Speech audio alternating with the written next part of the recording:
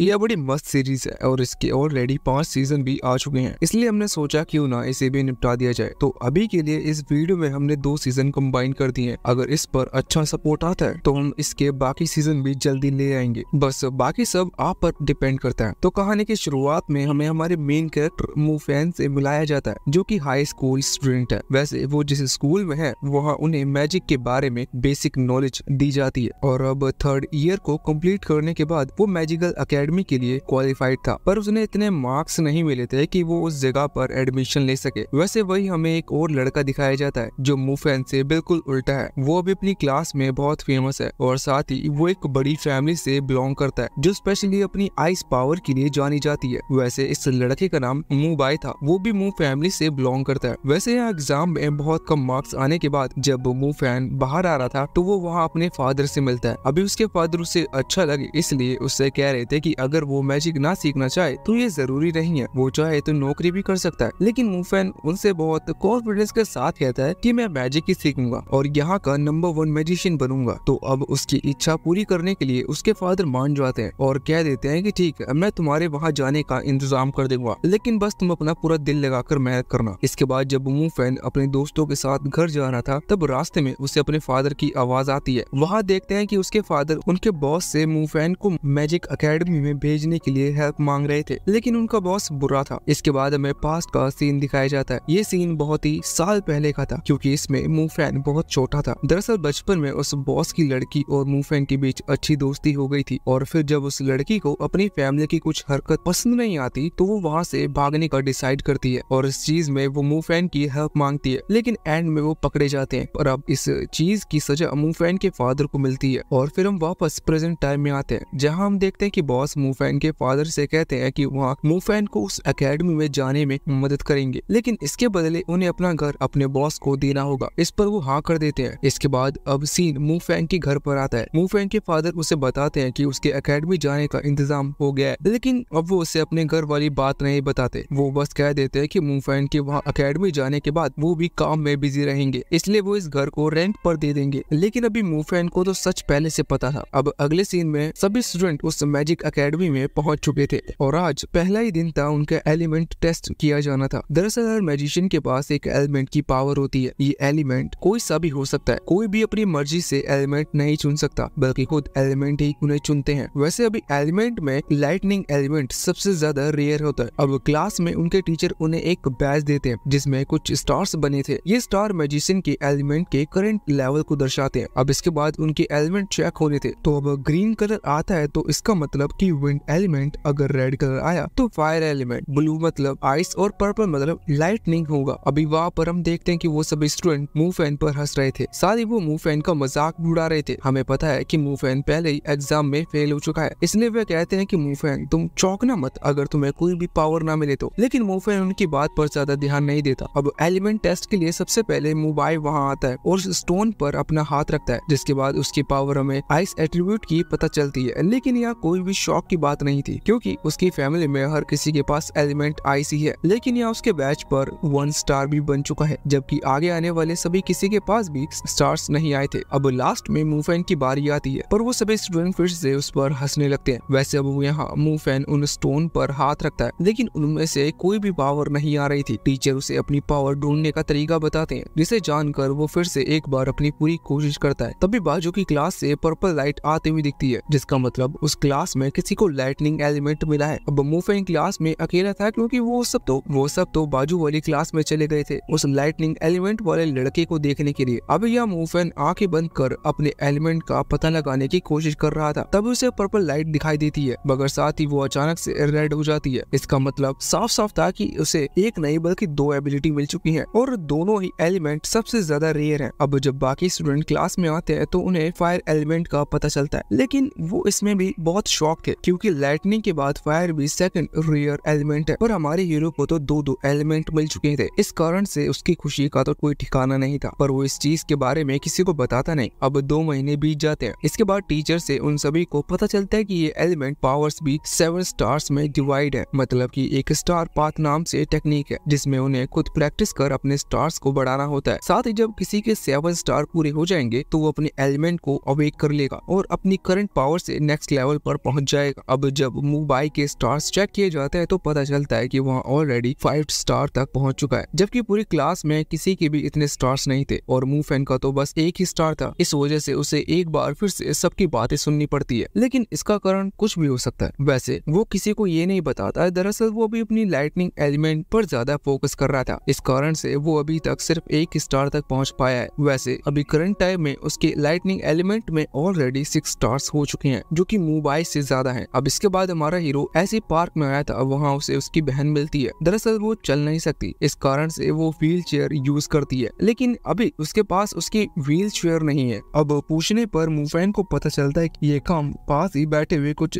सड़क छाप गुंडे का था। अब पहले तो मूफैन उन्हें प्यार से समझाता है कि देखो भाई, व्हील चेयर वापस कर दो और चलते बनो, लेकिन वो लोग प्यार से मानने की जगह मूफैन को ही धमकाने लगते हैं। अब इसके बाद मूफैन को गुस्सा आ जाता है और वो अपनी पूरी पावर का यूज करता है, जिसकी वजह से उसका 7 स्टार भी अनलॉक हो चुका था। इससे उसके 7 स्टार कंप्लीट हो चुके थे और उसकी पावर का सैंपल से अब वो गुंडे भी माफी मांगने लगते हैं और वहाँ से भाग जाते हैं। अब इसके बाद अगले सीन में मूफैन के फादर के बॉस को देखते हैं, जो कि इस वक्त मुंबई से मूफैन के करंट स्टार्टर्स को पूछ रहे थे, जिस पर वो उन्हें बताता है कि अभी तो बस एक ही स्टार्टर है, साथ ही वो क्लास में सबसे बड़ा लूजर है। इसके बाद अब वो दोनों मिलकर मूफैन को क्लास से निकलवाने का प्लान बनाते हैं। दरअसल कुछ दिन बाद उनकी एक एग्जाम होनी है, जिसमें टॉप पर आने से कुछ स्टूडेंट को इलाइट क्लास में स्टडी करने का मौका मिल सकता है। तो अब वो वहाँ प्लान बनाते हैं कि वो वहाँ के ब्लैक मैजिक स्टोन का यूज करेंगे। दरअसल ये ब्लैक मैजिक स्टोन का एक खास तरह का स्टोन है, जो कि एक हद तक किसी भी एलिमेंट की पावर को एब्जॉर्ब कर सकता है। अब दूसरी तरफ मूफैन पूरी तरह से स्ट्रॉन्ग बनने में लगा हुआ था, साथ ही अब वो फायर एलिमेंट पर स्पेशल ध्यान दे रहा था। वो अभी अपने स्टार पर भी फोकस कर रहा था, क्योंकि वो जानता है कि उसे दोनों एलिमेंट्स को बराबर रखकर आगे बढ़ना होगा। अब इस तरह से कुछ दिन बीत जाते हैं, वो एग्जाम का दिन आ जाता है। अभी सभी स्टूडेंट को अचानक से बताया जाता है कि आज उनका टेस्ट है। वो इस एग्जाम से ये पता लगाना चाहते हैं कि अभी इतने दिन में आखिर स्टूडेंट्स ने खुद को कितना काबिल बनाया है। तो अब सभी स्टूडेंट्स ने लाइन बना ली थी, जिसके बाद एक एक करके उन्हें ऊपर रखी हुई एक बॉल पर हाथ रखना था, जिसके बाद वो बॉल खुद ही उनकी पावर बता देगी। अब इसके बाद वो सबसे पहले एक पूरी एकेडमी की सबसे ज्यादा पावरफुल स्टूडेंट मोर्निंग जू को बुलाया जाता है। अब वो स्टोन को टच कर अपनी आइस पावर रिलीज करती है, जिसे देखकर वो सभी स्टूडेंट बहुत शॉक हो जाते हैं, क्योंकि वो उनकी लेवल से बहुत ऊपर थी। अब इसके बाद मुंबई की बारी आती है और उसकी पावर एस ग्रेड पर थी। वैसे ये ग्रेड लास्ट ग्रेड होता है हर क्लास की रैंकिंग के हिसाब से। तो अब मूफैन की बारी आती है, साथ ही अब बॉस ने एग्जामिनर से उस बॉल के नीचे वहाँ ब्लैक मैजिक स्टोन रखवा देने का बोल दिया था। जिसके बाद जब मूफैन अपनी पावर उसका यूज करता है तो उसे सिर्फ बी ग्रेड मिलता है, क्योंकि उसकी सारी एनर्जी तो वो स्टोन एब्जॉर्ब कर ले रहा था। लेकिन अब देखकर मूफैन को बिल्कुल भी यकीन नहीं होता, क्योंकि उसे अपनी ताकत का पूरा भरोसा था। तो अब वो एक बार फिर से अपनी पूरी पावर का यूज करता है, जिसकी वजह से वहाँ इतनी एनर्जी जनरेट होती है कि वो ब्लैक मैजिक स्टोन भी उसे सहन नहीं कर पाता और ब्लैक और ब्लास्ट हो जाता है। साथ ही तभी मूफैन की टीचर उस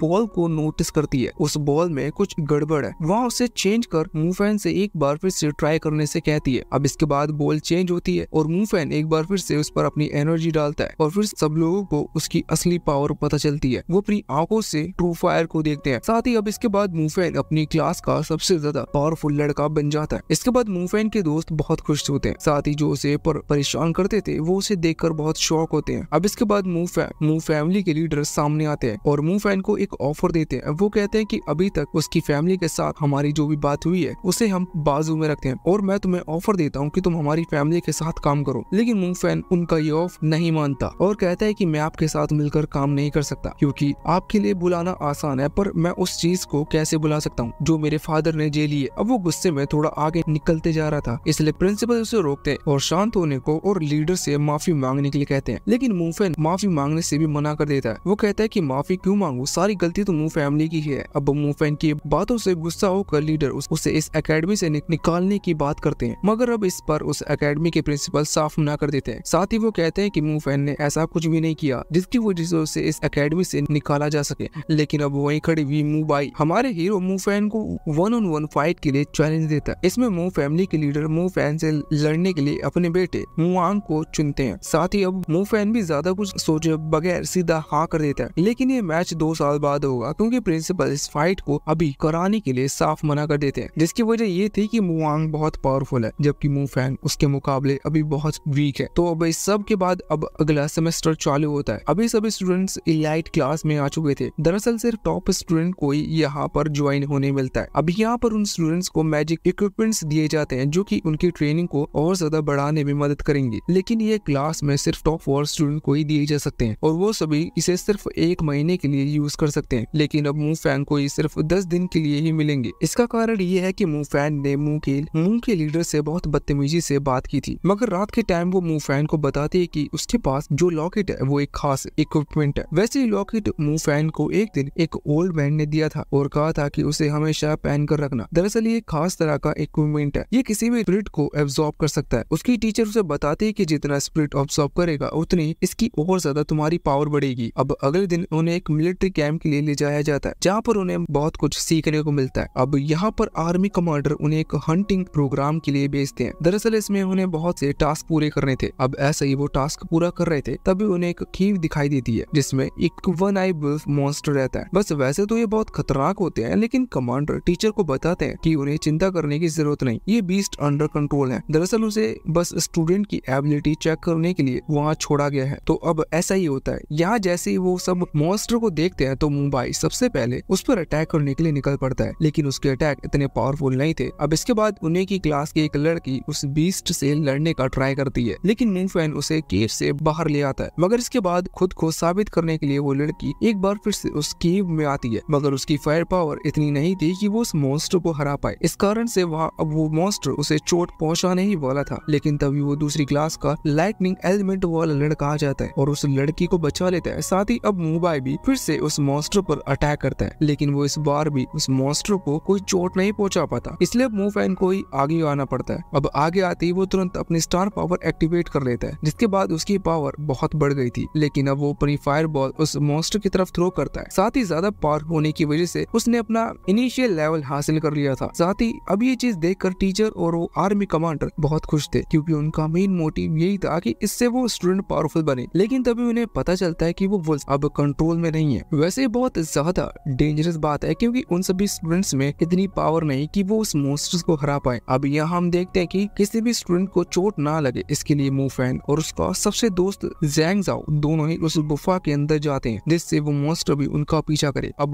प्लानिंग के हिसाब से चल रहा था। इसके बाद अब अंदर जब वो मॉन्स्टर मू फैन पर अटैक करने वाला था, तभी जैंग सामने आकर मू फैन को बचा लेता है। मगर इस चीज से मू फैन को बहुत गुस्सा आता है और वो तुरंत ही अपनी लाइटनिंग पावर से उस वुल्फ को खत्म कर देता है। अब हम देखते हैं कि वुल्फ मॉन्स्टर में से एक स्पिरिट निकलती है और सीधा मू फैन के उस लॉकेट में चली जाती है, जिसके बाद उसकी ताकत और ज्यादा बढ़ चुकी थी। अब वहाँ कमांडर आते हैं और उस वुल्फ को देख बहुत शॉक होते हैं। इसके बाद उसकी बहुत तारीफ होती है, मगर उसे उस तारीफ से ज्यादा कुछ फर्क नहीं पड़ता। दरअसल अभी उसकी फायर पावर तो अच्छे लेवल पर पहुंच गई है, मगर अब उसे लाइटनिंग पावर पर ध्यान देना होगा। इसके लिए उसे आइडिया आता है कि वो क्यों ना वो हंटर्स ग्रुप को ज्वाइन कर ले। दरअसल ये हंटर ग्रुप का काम शहर के सभी मॉन्स्टर्स को बचाना होता है, तो इसके लिए वो इस जगह आ जाता है जहाँ वो उस ग्रुप को ज्वाइन कर सकता है। लेकिन अब उसे ज्यादा कुछ नॉलेज नहीं थी, तो अब वो एक आदमी से इस बारे में पूछता है, जिस पर वो आदमी उसे बताता है कि वो जो लाइन लगी है वो उसी के लिए लगी है, लेकिन वहाँ ज्वाइन होना बहुत मुश्किल है। अब मू फैन उससे पूछता है कि क्या लाइटनिंग एलिमेंट वाले के लिए भी? तो अभी सुनकर वो आदमी थोड़ा हंसने लगता है। उसे यकीन नहीं था कि मू फैन के पास लाइटनिंग एलिमेंट होगा। अब वो मू फैन को बताता है कि अगर तुम्हारे पास सच में लाइटनिंग एलिमेंट है, तुम जाते ही ज्वाइन हो सकते हो। अब इसके बाद मू फैन भी लाइन में लग जाता है। अब जब मू फैन की बारी आती है तो उसे इस फील्ड का एक्सपीरियंस पूछा जाता है, साथ ही उससे हंटर लाइसेंस भी मांगा जाता है, लेकिन मू फैन के पास ये सब नहीं था, इसलिए वो लोग उसे वापस जाने को कहते हैं। मगर अब मू फैन उन्हें अपना लाइटनिंग एलिमेंट का स्टार पाथ दिखाता है और अब सीधा ही उसे एंट्री मिल जाती है, क्योंकि उस ग्रुप के लीडर को पहले से लाइटनिंग एलिमेंट का कोई हंटर चाहिए था। साथ ही मू फैन के आने से पहले वो इस चीज पर भी सोच विचार कर रहे थे। अब मू फैन के ज्वाइन होते ही उन्हें एक मिशन मिलता है। अब ये थोड़ा खतरनाक था, इसलिए वो मू फैन से मिशन पर ना जाने को कहता है, लेकिन मू फैन को जाना था, इसलिए अब वो सीधा ही उस स्कूल की तरफ चले जाते हैं जहाँ एक बीस्ट ने अटैक किया था और इसी को पकड़ना उनका मिशन है। तो इसके बाद अब वो वहाँ पहुँचते हैं तो मू फैन को पता चलता है कि ये उसकी बहन का ही स्कूल है। अब वो तुरंत ही वो अपनी बहन को फोन लगाता है, पर लकीली पता चलता है कि उसकी बहन ठीक है। इसके बाद उन लोगों को क्लास में वो मोस्ट मिलता है। तब मू फैन को पता चलता है कि उस ग्रुप को पूरी सिटी का सबसे बेस्ट ग्रुप क्यों कहा जाता है। अब इसके बाद फाइट के दौरान वो मोस्टर उन्हीं की टीम की एक लड़की पर अटैक करने वाला था, लेकिन तभी मू फैन अपनी लाइटनिंग पावर से उसे बचा लेता है। इसके बाद अब वो बीस्ट मारा जाता है। साथ ही इस बार भी पिछली बार की तरह वो स्पिरिट निकल कर आती है और सीधा ही उस लॉकेट में चली जाती है। वैसे उस लड़की की जान बचाने के लिए भी मू फैन की तारीफ होती है, साथ ही कि अब वो उन सभी लोगों के साथ अच्छी तरह घुल मिल सकता था। वो उसके ग्रुप के रियल मेंबर की तरह भी फेमस होने लगा था। पर अब एक दिन स्कूल में वही लड़की जिसकी जान मूफैन ने हंटिंग प्रोग्राम के बीच बचाई थी, वो वहाँ आती है और मूफैन से कहती है कि मुझे तुमसे कोई बात करनी है, इसलिए क्या हम रात को मिल सकते हैं। अभी सुनकर मूफैन को कुछ समझ में नहीं आता। वो पूछता है कि तुम्हें मुझसे क्यों मिलना है, जिस पर वो लड़की बताती है कि उसके घर के पास जो स्कूल है वहाँ उसे कुछ आवाज सुनाई देती है। अब वो चाहती है कि वो उस जगह पर थोड़ी छानबीन करे, इसलिए उसकी क्लास के सबसे पावरफुल स्टूडेंट की जरूरत है। तो अब रात को जब वो मिलती है तो पता चलता है कि ये वही जगह है जहाँ मूफैन पहले भी आ चुका है। दरअसल यहाँ दो मॉन्स्टर थे, लेकिन एक पकड़ा गया और दूसरे के बारे में किसी को नॉलेज नहीं थी। इसके बाद जब वो उस मॉन्स्टर को देखते हैं तो घबरा जाते हैं। साथ ही वो लड़की तुरंत ही पुलिस को फोन लगा देती है, मगर ये उसकी सबसे बड़ी गलती थी क्योंकि उस आवाज से उस मॉन्स्टर ने उन्हें देख लिया था। अब वो वुल्फ मॉन्स्टर सीधा उन्हीं के पीछे पड़ जाता है, लेकिन अब किसी तरह से मूफैन उस लड़की की जान बचा लेता है। मगर अब वो वहीं उस बीस्ट के सामने था, पर अब वहाँ हंटर ग्रुप भी आ गया था। यहाँ हम काई टैंग नाम की उस हंटर को देखते हैं। दरअसल ये भी मूव फैमिली की एक आइस मैजिशियन है। वो तुरंत ही उस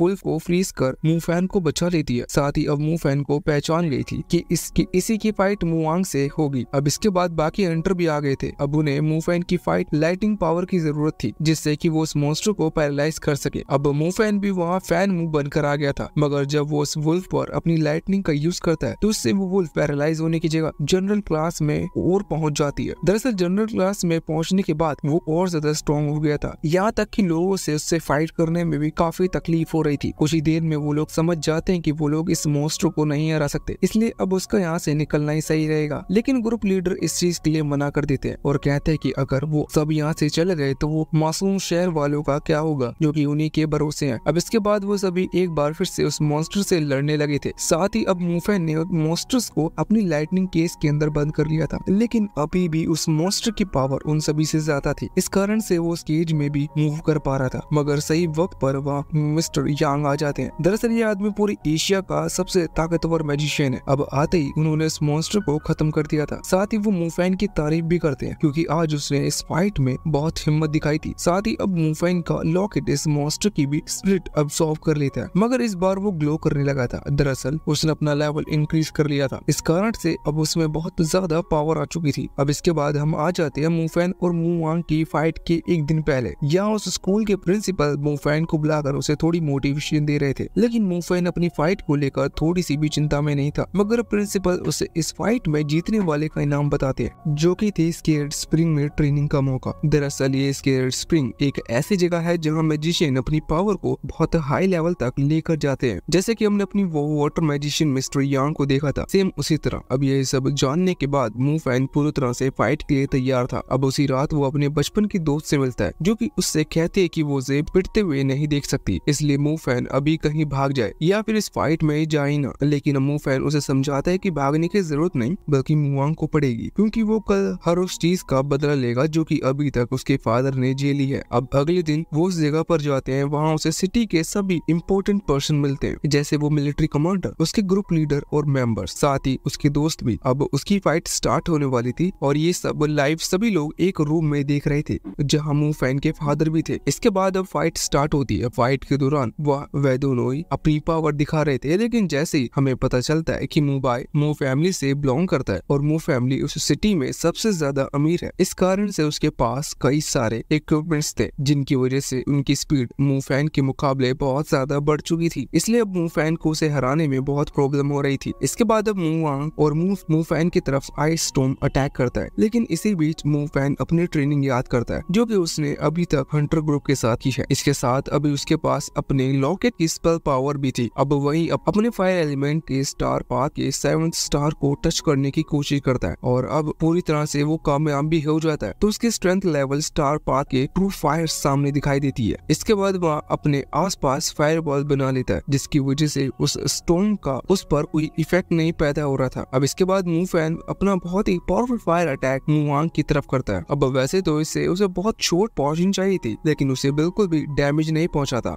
इसका कारण उसका आइस बॉडी आर्मर है। ये उसकी फैमिली का स्पेशल बॉडी आर्मर है। मगर मूव फैमिली को ये देखकर बहुत शॉक थे कि मूवांग ने इतने पावरफुल आर्मर को मूफैन जैसे वीक पर यूज क्यों किया। लेकिन अब वहाँ बैठे हुए कुछ लोग फाइट बहुत ही अनफेयर मान रहे थे। यहाँ तक कि आर्मी के कमांडर उठ के आते हैं और कहते हैं कि मूफैन, अगर तुम चाहो तो ये फाइट यहीं रोक सकते हो, क्योंकि ये फाइट बहुत ही अनफेयर है। लेकिन तभी मुआंग कहता है कि मुझे ये आर्मर मेरे फादर ने दिया है, इसलिए ये फाइट बिल्कुल भी अनफेयर नहीं है। मगर मुफैन चाहे तो अभी भी अपने फादर की दी हुई चीज यूज कर सकता है। मगर अब इसके बाद मुफैन का मजाक उड़ाने लगता है। वो कहता है कि तुम्हें तो शायद अभी तक कुछ मिला ही नहीं। लेकिन मुफैन अपने फादर के सारे सेक्रीफाइस को जानता था, साथ ही उसे मुआंग की बात पर भी बहुत गुस्सा आ रहा था। इसके बाद मुफैन पहली बार अपनी लाइटिंग पावर सबके सामने शो करता है और ये पावर इतनी ज्यादा खतरनाक थी कि उस एक ही अटैक में मुआंग हार जाता है। अब ये चीज देखकर सभी लोग बहुत ज्यादा शॉक थे, क्योंकि उन्होंने कभी एक्सपेक्ट नहीं किया था कि किसी के पास दो एलिमेंट की पावर हो सकती है, और ना ही उन्होंने मुफैन की जीत एक्सपेक्ट की थी। वैसे यहाँ से सीजन 2 स्टार्ट होता है। तो अब मुफैन लड़ाई में जीत चुका था, जिस चीज से पहले ही सभी लोग बहुत शॉक थे। मगर अब सभी लोगों ने ये मान लिया था कि मुफैन सच में एक काबिल और पावरफुल मैजिशियन है। यहाँ पर मू फैमिली के लीडर अभी अपना प्रॉमिस पूरा करने को तैयार थे। वो मुफैन के फादर से माफी मांगने वाले थे। अब भले ही उनका भाई उन्हें ऐसा करने से मना करता है, लेकिन अपना प्रॉमिस पूरा करते हैं और मुफैन के डैड से माफी मांगते हैं। साथ ही उन्होंने मुफैन को 7 दिन स्केट स्प्रिंग में जाकर अपनी पावर को बढ़ाने की परमिशन भी दे दी थी। इसके बाद वो सभी एक होटल में जाकर इस चीज को सेलिब्रेट कर रहे थे, जहाँ पर उनके सर उनसे कह रहे थे कि देखो, तुम लोगों को हार नहीं माननी चाहिए, क्योंकि वीक होने के बाद भी तुम सबसे ज्यादा स्ट्रॉन्ग बन सकते हो, और इस चीज का सबूत आज हमारे साथ खाना खा रहा है। वैसे साथ ही अभी यहाँ पर मुफैन के दोस्त उससे कह रहे थे कि तुम 7 दिनों के लिए स्केट स्प्रिंग में अपनी पावर बढ़ाने वाले हो, पर जब तुम वहाँ से वापस आओगे तब तुम्हारा मैजिक लेवल क्या पता कितने तक पहुँच चुका होगा, और शायद फिर तो तुम मिड टायर के मैजिक पर भी पहुँच जाओगे। अब उनकी पार्टी एंड होती है। वैसे इस बीच दूसरी तरफ हम देखते हैं कि अभी कुछ लोग नकाब पहने हुए आपस में बात कर रहे थे, जहाँ पर वो इस चीज से बहुत गुस्सा थे कि आखिर मुफैन इस लड़ाई में जीत कैसे गया। साथ ही वो ये भी कह रहे थे कि उन्होंने जितनी भी मेहनत की थी वो सब बेकार चली गई। अब उनमें से एक आदमी माफी मांगता है, लेकिन वो उसे माफ नहीं करते, बल्कि वो उससे कहते हैं कि इसमें गलती तुम्हारी ही है, इसलिए तुम्हें उसकी सजा झेलनी ही होगी। अब 2 दिन बाद हम देखते हैं कि जब ज़ैंग मार्केट में घूम रहा था, तब उसे वहाँ पर मुफैन और उसकी सिस्टर मिलती है। दरअसल मुफैन की सिस्टर का 16th बर्थडे आ रहा है, इसलिए वह उसके लिए गिफ्ट लेने आए थे। मगर अब ज़ैंग मुफैन के पास आकर उसे बताता है कि आज तो तुम्हारा स्केट स्प्रिंग में जाने का दिन है, इसलिए तुम्हें वहाँ के लिए निकलना चाहिए, तुम्हारी सिस्टर को घर मैं छोड़ दूंगा। अब मुफैन उसे थैंक्स कहकर स्केट स्प्रिंग की तरफ निकल पड़ता है। अब वहाँ पहुँचने के बाद उसे मिस टैंग मतलब उसकी टीचर और मू फैमिली के लीडर मिलते हैं, जो कि बहुत देर से मुफैन का इंतजार कर रहे थे। अब वो मुफैन को उस बिल्डिंग के अंदर ले आते हैं। यहाँ अंदर आने के बाद मिस टैंग मुफैन को एक खास बुक देती है, जिससे मुफैन मिड टायर का मैजिक यूज करना सीख पाएगा। फिर इसके बाद मुफैन अकेला ही अंदर जाने लगता है, जहाँ उसे कैप्टन मिलते हैं। कैप्टन उससे कहते हैं कि सच में तुम कमाल हो, हम इतने टाइम से साथ में काम कर रहे थे, मगर फिर भी मैं तुम्हें पहचान नहीं पाया। वैसे अब वहाँ मुफैन ये सब भी कहता है कि तुम बहुत ही ज्यादा लकी हो, क्योंकि इस स्केट स्प्रिंग में कल्टीवेट करना हर मैजिशियन का सपना होता है। वैसे मुफैन के पूछने के बाद कैप्टन बताते हैं कि वो यहाँ पर इन्वेस्टिगेशन करने के लिए आए थे। दरअसल जो लड़की अभी यहाँ से गई है, उसकी सिस्टर कई दिनों से कहीं गायब है, और वो उसी जगह से गायब हुई थी जहाँ पर उन्होंने वो बड़ा सा रैट पकड़ा था। वो अब जब वो इन्वेस्टिगेशन करने उस गुफा में गई, तो वहाँ पर उन्हें एक खास लिक्विड मिला। तो अब उन्हें शक है कि वो लिक्विड इस स्केट स्प्रिंग से कनेक्ट करता है। इस चीज की इन्वेस्टिगेशन करने के लिए कैप्टन का यहाँ पर आना जाना पड़ता है। वैसे अब कैप्टन मुफैन को बेस्ट ऑफ लक करते हैं इस पूरे स्टेट का सेकंड सबसे स्ट्रॉन्गेस्ट मैजिशियन बनने के लिए, क्योंकि पहले नंबर पे तो कैप्टन ही है। अब दूसरी तरफ हम देखते हैं कि अभी वह लड़की लैब में उस खास लिक्विड की चेकिंग कर रही थी। यहाँ से पता चलता है कि वो स्केट स्प्रिंग के वाटर से बहुत मिल रहा है, लेकिन उस दूसरे वाटर की खास बात यह है कि जिस भी एनिमल के पास वह मिलता है, वह एनिमल बहुत ज्यादा गुस्से में ही होता है। इससे साफ पता चलता है कि जिन भी लोगों ने इसको फैलाया कि वो इसे किस तरह से इनका इस्तेमाल कर रहे हैं, और अब इसीलिए वह लड़की उस लिक्विड का नाम वॉयलेट स्प्रिंग वाटर रखती है। यहाँ अब मुफैन स्केट स्प्रिंग के अंदर एंटर करता है, और अब अंदर जाने के बाद वह फटाक से वहीं पर बैठ जाता है। वहाँ उसे उस स्केट स्प्रिंग की शांति भरी एनर्जी महसूस हो रही थी, मगर अब उसका लॉकेट अचानक से रिएक्ट करने लगा था। अब वहाँ पानी में भी फ्लो बनना चालू हो गया था, जिसे देखकर मुफैन उस लॉकेट से कहता है कि क्या तुम ये सारा पानी पीना चाहते हो, लेकिन अभी नहीं, अभी हमें कल्टीवेशन कर थोड़ी पावर बढ़ानी है। अब वो लॉकेट सच में उसकी बात मान लेता है। और दूसरी तरफ हम देखते हैं कि मुफैन के फादर अभी अपनी गाड़ी लेकर एक डिलीवरी पर गए थे। इसके लिए उन्हें पूरा जंगल पार कर बॉर्डर वाले आर्मी बेस कैंप पर जाना था। अब वहाँ पहुंचकर वहाँ के सोल्जर्स इन्हें कांग्रेचुलेशन कहते हैं, क्योंकि मुफैन ने इनका नाम रोशन कर दिया है। मगर फिर वो मुफैन के डैड से पूछते कि आखिर आप ये काम क्यों कर रहे हो। मुफैन की जीत के बाद तो आपको पूरी लाइफ ऑलरेडी सेट है, आपको कभी भी कोई काम करने की जरूरत नहीं। मगर अब इस पर मुफैन के डैड कहते हैं कि नहीं, मैं स्टेट का नागरिक हूँ, और जब तक मेरे अंदर स्ट्रेंथ है तब तक मुझे इस स्टेट के लिए काम करना नहीं होगा, क्योंकि ऐसा करने से मुझे खुशी मिलती है। अब तभी हम देखते हैं कि वहाँ पर बारिश होना स्टार्ट हो गई थी,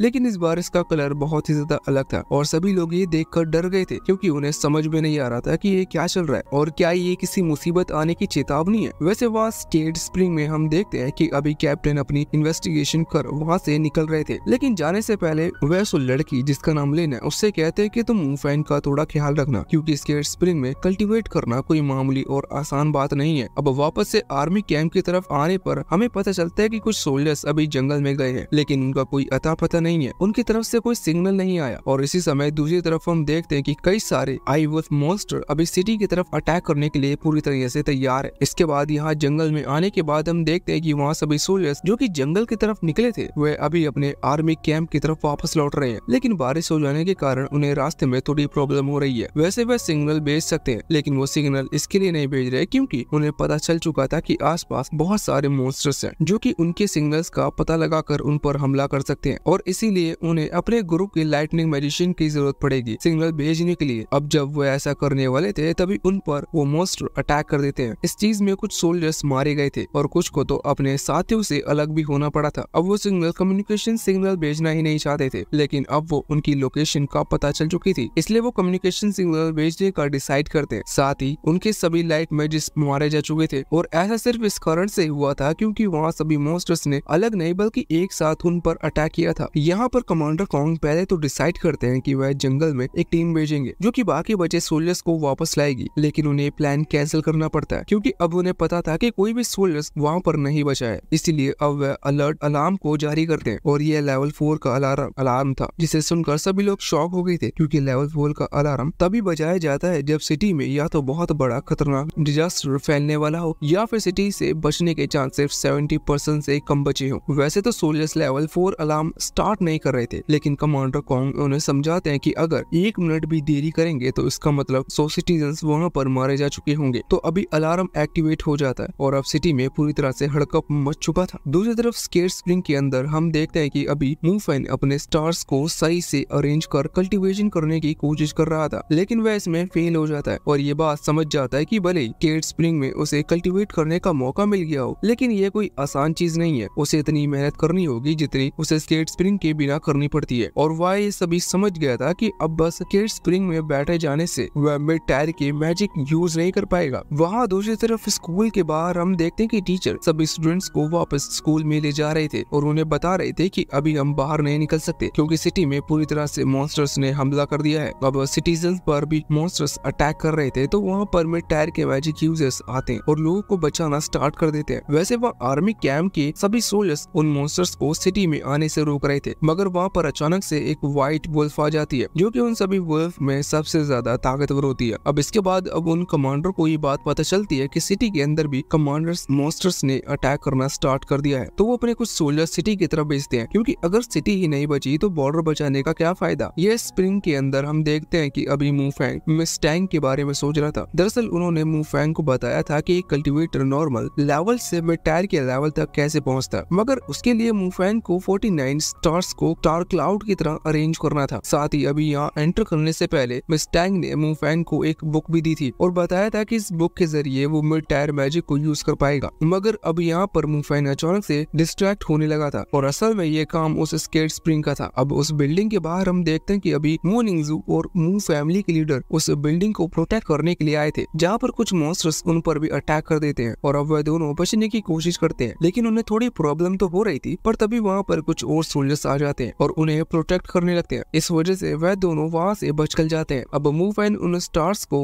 रीअरेंज करने में अपनी पूरी मेहनत कर रहा था और शायद वह कामयाब भी होने वाला था, लेकिन तभी वो जगह शेक होने लगती है और अचानक से वहाँ पर बहुत सारे जॉइंट रैट आ जाते हैं जिन्हें रोकने की कोशिश कुछ सोल्जर्स कर रहे थे, लेकिन उसका कोई फायदा नहीं था क्योंकि वो बहुत सारे थे। मगर सही वक्त पर वहाँ पर वो लड़की लिन आ जाती है। अब लिन और मूवफैन वहाँ स्केट स्प्रिंग के अंदर आते हैं, जहाँ पर लिन अपने खास सीक्रेट आइटम से उस स्प्रिंग का सभी पानी स्टोर कर लेती है। इसके बाद अब वहाँ दूसरे सीक्रेट रास्ते से उस स्केट स्प्रिंग के बाहर निकलने के लिए आगे बढ़ जाते हैं। अब रास्ते में चलते चलते लिन मूवफैन को बताते हैं कि सिटी पर बहुत बुरी तरीके से हमला हो चुका है और हम इस वाटर को इसलिए यहाँ से ले जा रहे हैं क्योंकि जिन लोगों ने भी ये साजिश करी है वो ब्लैक वाटर यानी कि उस वॉयलेट वाटर का यूज कर उन सभी मॉन्स्टर्स को और ज्यादा भड़काने की कोशिश कर रहे हैं, जिससे उन मॉन्स्टर की ताकत और ज्यादा बढ़ रही है और वो और ज्यादा अग्रेसिव होते जा रहे हैं। इसके बाद अब वो सीधा ही पहाड़ के रास्ते वहाँ से बाहर निकलते हैं, जहाँ से मूफैन सिटी की हालत देख पा रहा था। यहाँ पर लिन उसे बताते कि सिटी में लेवल 4 का अलार्म जारी कर दिया गया है। अब इस बात से मूफैन बहुत शॉक हो जाता है और कहता है कि इसका मतलब सिटी के अंदर 100 या 1000 से ज्यादा मॉन्स्टर अटैक कर चुके हैं, जिस पर लिन हाँ करती है। अब मूफैन को अपनी फैमिली की चिंता हो रही थी। दूसरी तरफ हम देखते हैं कि अभी मूफैन की सिस्टर अपनी व्हील चेयर पर किसी सेफ जगह के लिए जा रही थी, लेकिन रास्ते में एक मॉन्स्टर उस पर अटैक करने वाला था। तभी एक बड़ा आदमी वहाँ पर आता है और उसे बचाकर वहाँ से ले जाता है। अब वो उसे एक सेफ जगह पर ले आया था, जहाँ पर और भी कई सारे लोग थे और सभी डरे हुए थे। अब वह आदमी कहता है कि हमें यहाँ से मॉल के बेसमेंट में चलना चाहिए, क्योंकि वो जगह यहाँ से ज्यादा सेफ है और वहाँ का दरवाजा यहाँ से ज्यादा मजबूत है। इस तरफ मूफैन अपनी फैमिली को बचाने के लिए निकलने लगा था। तभी लिन उसे वहाँ स्केट स्प्रिंग के वाटर वाली बोतल देने लगती है और कहती है कि तुम्हें उसे प्रोटेक्ट करना होगा। और साथ ही वो बताते हैं कि वो आर्मी के मेंबर इस कारण से सिटी पर अटैक होने के बाद उसे भी सिटी को प्रोटेक्ट करना है, इसलिए वो इस बोतल को और ज्यादा देर तक प्रोटेक्ट नहीं कर सकती। मगर मूफैन को अपनी फैमिली की बहुत फिक्र हो रही थी, इसलिए वो कहता है कि अभी मुझे अपनी फैमिली को बचाना है, इसलिए मैं इसे नहीं रह सकता। और अब वो इतना कहकर वहाँ से जाने लगा था। तभी लिन उससे कहती है कि सिर्फ तुम ही नहीं हो जिससे अपनी फैमिली की फिक्र है, और भी कई लोग हैं, उन लोगों में भी गार्ड और वह सोल्जर्स भी है जिन्होंने अभी तुम्हारी जान बचाते हुए अपनी जान गंवा दी। और साथ ही लिन उसे अपनी सिस्टर की भी बात बताती है कि वो भी उसे ढूंढना चाहती है, मगर जब उसे ये खबर मिली तब वो बहुत जरूरी मिशन पर थी। लेकिन फिर भी वो सिटी की प्रोटेक्शन के लिए अपने सारे पर्सनल मैटर्स को दूर रखते हुए अपने काम पर फोकस की। अब मूफैन उसकी बात समझ जाता है और अपनी फैमिली फोटो से देखकर कहता है कि अगर तुम्हें मेरी फैमिली कहीं भी मिले तो प्लीज उन्हें प्रोटेक्ट करना। और इसके बाद वो उससे स्केट स्प्रिंग की वाटर वाली बोतल लेता है। दूसरी तरफ हम मूफैन के फादर को देखते हैं, जो कि सिटी की तरफ फिर से लौट रहे थे। तभी उन्हें रास्ते में मुंह मिलता है और तब मूफैन के डैड उन्हें लिफ्ट दे रहे थे, क्योंकि मुंह की गाड़ी खराब है और इस तरह के खतरनाक जंगल में किसी को भी छोड़ना गलत होगा। लेकिन अब गाड़ी में बैठने के बाद मुंह कहते हैं कि हमें स्केट स्प्रिंग की तरफ जाने की बजाय सेफ जोन की तरफ जाना चाहिए। वैसे भी मूफैन के बचने के चांस बहुत कम है, क्योंकि सबसे पहले अटैक स्केट स्प्रिंग पर ही हुआ था। तो अगर मूफैन जिंदा होगा तो वो उन्हें सेफ जोन में ले आएंगे। लेकिन अब मूफैन के फादर को थोड़ा सा गुस्सा आ जाता है और वो मुंह से कहते हैं कि या तो तुम गाड़ी से नीचे उतर जाओ या फिर मेरे साथ चुपचाप चलो। तो अब वो दोनों वहाँ से निकल चुके थे। यहाँ स्कूल में हम देखते हैं कि सभी मॉन्स्टर्स अब स्कूल के अंदर भी एंटर कर चुके थे। सभी स्टूडेंट्स बहुत डर चुके थे, मगर फिर भी वो एक दूसरे की मदद कर रहे थे। वैसे इस बीच कई सारे स्टूडेंट्स मारे भी जाते हैं, लेकिन फिर अब वो स्टूडेंट्स साथ मिलकर काम करते हैं, जिससे अब वो एक दूसरे को प्रोटेक्ट कर पा रहे थे। साथ ही इसके बाद अब वो वहाँ से निकलकर स्कूल स्टीडिंग की तरफ जाने का डिसाइड करते हैं कि जो पर इस बीच हम देखते हैं एक मॉन्स्टर अटैक कर रहा था। तभी वहाँ पर जैंग आता है और उसे बचा लेता है। लेकिन अब जब वो दूसरी जगह टेलीपोर्ट होकर आए थे, वहाँ पर एक मॉन्स्टर ऑलरेडी उनका इंतजार कर रहा था। वहाँ जैंग पर हमला कर देता है। अब वो उसे किल करने ही वाला था, लेकिन तभी वहाँ पर मूफैन आ जाता है और उसके बाद जैंग और मूफैन मिलकर उस मॉन्स्टर को मार देते हैं। अब सभी लोग स्टेडियम के अंदर पहुंच जाते हैं। यहाँ पर कुछ टीचर्स भी थे, मगर अभी मूफैन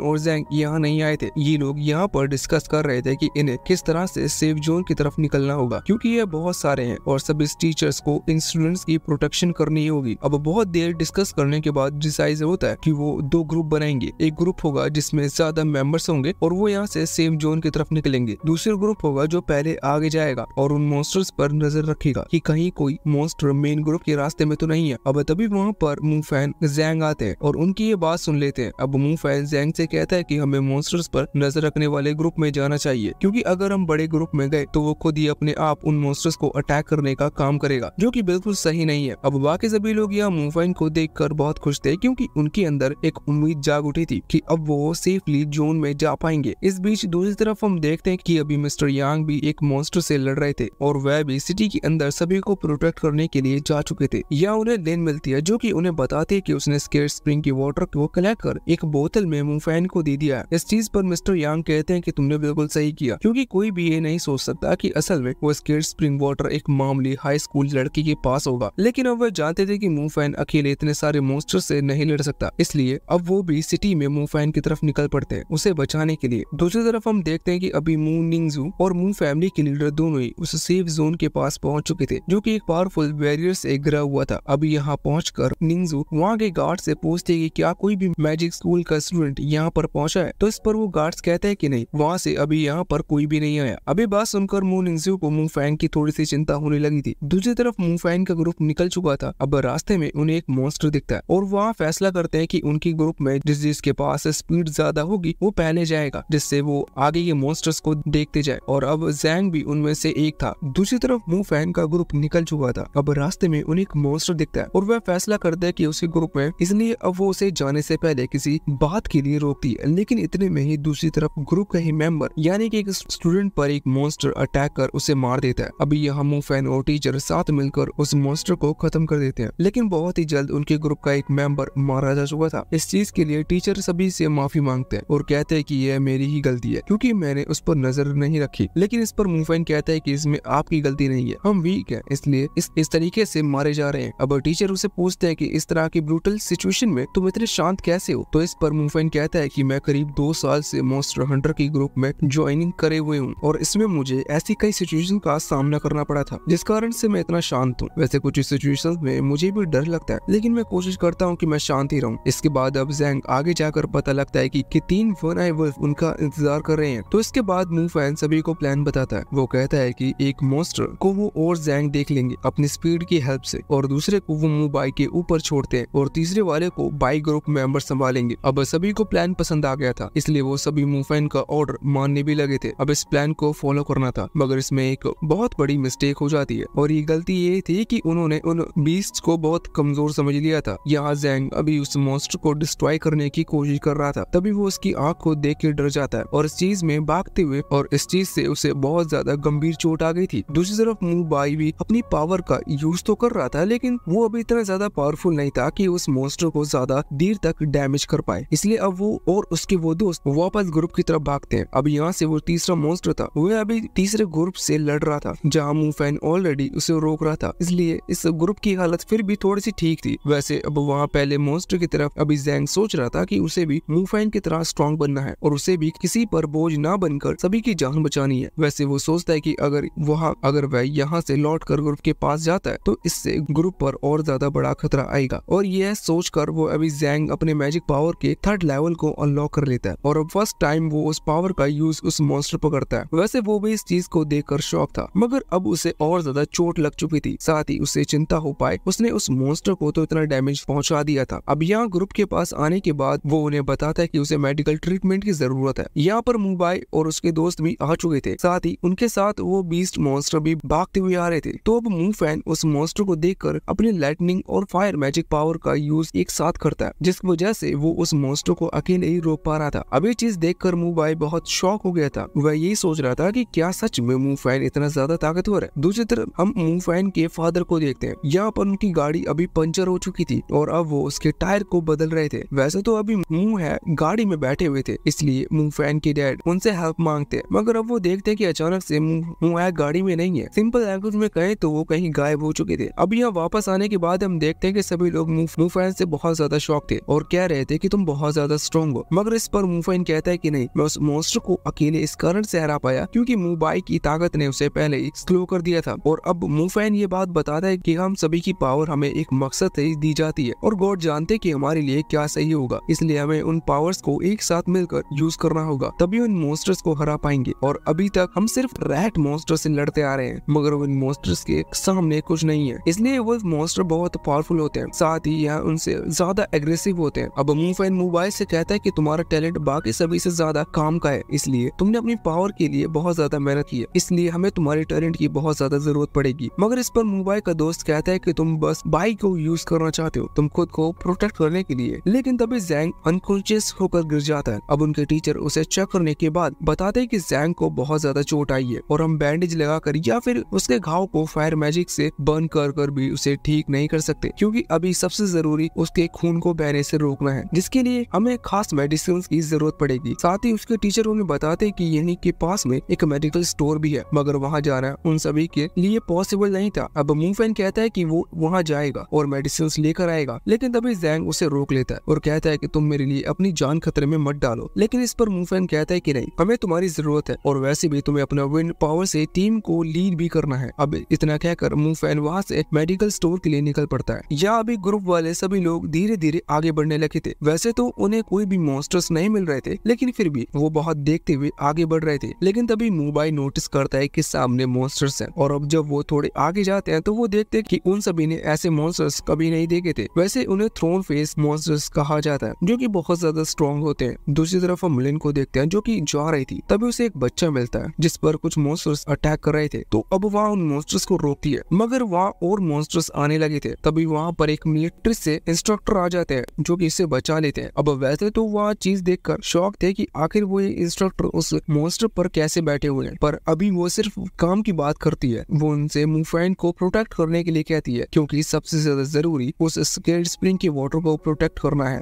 इस तरफ मूवफैन अभी उस मेडिकल स्टोर पर पहुंच चुका था जहां पर उसे एक नॉर्मल मॉन्स्टर मिलता है, लेकिन तभी वो उसे बड़े से वॉरियर लेवल के मॉन्स्टर को देखता है जो कि छोटे मॉन्स्टर को खा रहा था। मगर अब उसे देखकर एक बार तो मूवफैन भी डर गया था क्योंकि अभी तक उसने कभी इस वॉरियर लेवल के मॉन्स्टर से फाइट नहीं की है। यहाँ ग्रुप की तरफ हम देखते हैं कि मूबाई और उसका दोस्त आगे बढ़ने के लिए कह रहे थे, मगर अभी जो उन्हें रोकती है और कहती है कि हमें मूवफैन का इंतजार करना चाहिए। लेकिन वो कहता है कि वॉरियर लेवल मॉन्स्टर के सामने कोई नहीं टिक सकता, इसलिए हमें नहीं लगता कि वो बच पाएगा। और वैसे भी वो तो यही चाहता था कि हम जिंदा रहें, इसलिए हमें सेफ जोन की तरफ बढ़ते रहना चाहिए। लेकिन तभी उसके सामने मूवफैन आ जाता है जो कि वो मेडिसिन ले आया था, और अब मेडिसिन का यूज करते ही जैंग की सारी चोट ठीक होने लगी थी। और अब जैंग मूवफैन को थैंक्स कहता है और उसके बाद वह लोग फिर से आगे बढ़ने लगे थे। अब हम दूसरे ग्रुप को भी देखते हैं जो कि अभी उसी डायरेक्शन में उनके पीछे आ रहे थे। तो वो ग्रुप यहाँ पर देखता है कि कई सारे मॉन्स्टर मरे पड़े हैं। वो ये समझ जाते हैं कि यह काम पहले ग्रुप का ही है। वैसे इसका साफ मतलब ये था कि वो इनका रास्ता साफ कर रहे थे, मगर तभी उन्हीं की एक दोस्त की बॉडी पड़ी हुई मिलती है जिसे देखकर वो सब बहुत दुखी होते हैं। यहाँ मूवफैन का ग्रुप सेफ जोन के बहुत पास पहुंच चुका था। सामने ही वह सेफ जोन का बैरियर उन्हें दिख रहा था और अब वो आगे बढ़ने वाले थे, लेकिन तभी उन्हें एक मॉन्स्टर दिखता है। लेकिन जब वो उस पर अटैक करने वाले थे तभी उन्हें पता चलता है कि यह तो इंस्ट्रक्टर का बीस्ट है और इंस्ट्रक्टर भी वहीं पर थे। अब उन्हें देखकर सभी बहुत ज्यादा खुश थे और कहते हैं कि प्लीज आप आगे का रास्ता गार्ड कीजिए क्योंकि हम नहीं चाहते कि हमारे किसी भी दोस्त को चोट लगे। लेकिन इंस्ट्रक्टर यंग इनसे कहते हैं कि वह सिर्फ यहाँ पर मूवफैन के लिए आए हैं। अब मूवफैन भी ये बात सुनकर शॉक था। तभी इंस्ट्रक्टर यंग उसके एक स्केट स्प्रिंग वाटर की बोतल मांगते हैं और कहते हैं कि वह मिलिट्री के पास ही रहेंगे। मगर अब मूवफैन को भी उन पर थोड़ा शक होने लगा था। वो कहता है कि ये मेरे पास भी शेफ है, मैं खुद ही कमांडर कॉन्ग को ये दे दूंगा। मगर अब इंस्ट्रक्टर यंग अपनी असलियत शो करते हुए कहते हैं कि देखो, मैं पहले ही कई लोगों को रास्ते में मारते हुए आ रहा हूँ, अगर तुम मेरे रास्ते में आए तो तुम भी मारे जाओगे, इसलिए शांति से बोतल मुझे दे दो। अब हम बॉर्डर के पास आते हैं जहाँ पर कमांडर कॉन्ग और उनके सभी सोल्जर्स अभी बॉर्डर को प्रोटेक्ट करने की कोशिश कर रहे थे। लेकिन यहाँ पर कमांडर कॉन्ग को उनका एक सोल्जर बताता है कि उनके कुछ सोल्जर्स मारे जा चुके हैं। मगर जब उन्होंने और उन सोल्जर्स की बॉडी को देखा तो उन्हें पता चला कि किसी मामूली मॉन्स्टर ने नहीं बल्कि किसी दूसरे पेट मॉन्स्टर ने मारा है। अब इस चीज का पता चलते ही कमांडर सब कुछ समझ जाते हैं क्योंकि पूरी सिटी में सिर्फ एक ही ऐसा आदमी है जिसके पास असल में एक पेट मॉन्स्टर है। दूसरी तरफ अभी हम देखते हैं कि कुछ लोग सक्सेसफुली सिटी से यहाँ सेफ जोन में आ चुके थे, जिनमें मू फैमिली की वो लीडर और उनकी बेटी मतलब मू निंगजू भी थी। अब यहाँ पर आकर वो दोनों ही अपना ट्रीटमेंट कर रहे थे। तभी कुछ सोल्जर्स से निंगजू को पता चलता है कि सिचुएशन और ज्यादा खराब होती जा रही है क्योंकि कई सारे लोग अभी तक यहाँ पर नहीं लौटे हैं। और जब निंगजू पूछती है तो उसे भी पता चलता है कि अभी तक मूफैन और उसकी क्लास वाले यहाँ पर नहीं आए। वह तुरंत ही मूफैन को ढूंढने के लिए जाने लगी थी, मगर तभी उसके डैड उसे रोकते हैं। पर अब निंगजू कहती है कि वो इस तरह से हाथ पर हाथ रख के नहीं बैठ सकती, उसे जाना ही होगा क्योंकि उसे बचाना है। लेकिन इस पर उसके डैड कहते हैं कि मैं जानता हूँ कि तुम्हारे दिमाग में क्या चल रहा है, लेकिन तुम मेरी इकलौती बेटी हो, मैं तुम्हें इस तरह से यहाँ से नहीं जाने दे सकता। और अब वो उसे वहीं रोक लेते हैं और कुछ उन सोल्जर्स को भी उस पर नजर रखने को कहते हैं। अब दूसरी तरफ अभी हम देखते हैं कि मूफैन के पास जहाँ सभी को ये चीज पता चल चुकी थी कि इंस्ट्रक्टर यंग असल में ब्लैक क्यूरो के लोगों के साथ मिला हुआ है और वो भी अभी तक सिर्फ इन लोगों को धोखा दे रहे थे। और यहाँ इंस्ट्रक्टर मूफैन से कह रहे थे कि तुम लोगों को पता चल चुका है कि मैं कौन हूँ, लेकिन एक बार सोचो कि अगर मैं तुम सबको मार दूं तो तुम ये बात किसी को भी नहीं बता पाओगे। अब इतना सुनकर मूफैन सभी से कहता है कि तुम सभी लोग पीछे रहो, लेकिन तभी यांग उससे बोलता है कि तुम इन सब के साथ खुद की जान भी बचा सकते हो अगर तुम मुझे वो स्केट स्प्रिंग लिक्विड दे देते हो। मैं तुम्हें जाने दूंगा क्योंकि मेरी तुम लोगों से कोई दुश्मनी नहीं है। अब मूफैन उससे कहता है कि उसे पहले शक था कि इंस्ट्रक्टर यांग उन लोगों के साथ मिला हुआ है। अब जिस चीज पर यांग उससे पूछता है कि आखिर तुम्हें कैसे पता चला, तो इस पर मूफैन बताता है कि जब मैं